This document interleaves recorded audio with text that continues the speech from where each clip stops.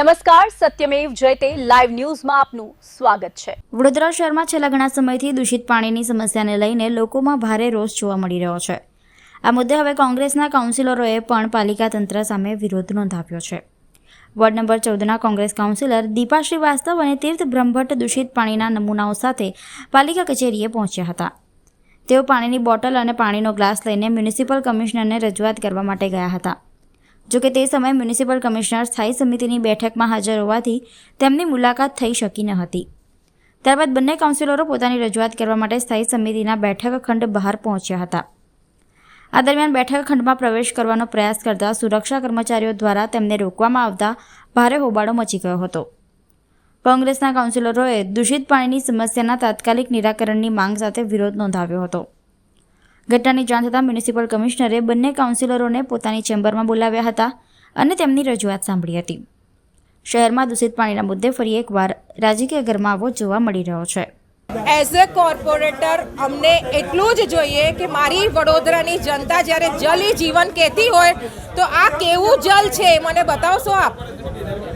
આ પાણી આજે મેં આના પહેલાં પણ રજૂઆત કરીને કીધું હતું, આપ મીડિયા થ્રુ આપના થ્રુ મેં મેન્ટેન કરીને કીધું હતું કે આનું રિઝલ્ટ લાવો, આનું પરિણામ લાવો, લોકોને આવું પાણી ન પીવડાવો। આજે માંગ છે કે સૌપ્રથમ તો ડ્રેનેજ બધી ક્લીન થવી જોઈએ। વોર્ડ નંબર 14માં વિસ્તાર ઘણો મોટો છે, લોકો વધારે છે અને અધિકારીઓ છે નહીં, તો સૌપ્રથમ તો ત્યાં મશીનો મૂકો અને રિટાયર થયેલાના જેટલા બી રિટાયર છે 6 મહિનામાં નવી ભરતી કેમ નથી કરવામાં આવી? હેલ્પિંગ હેન્ડ કેમ નથી વડોદરાવાસીઓ માટે?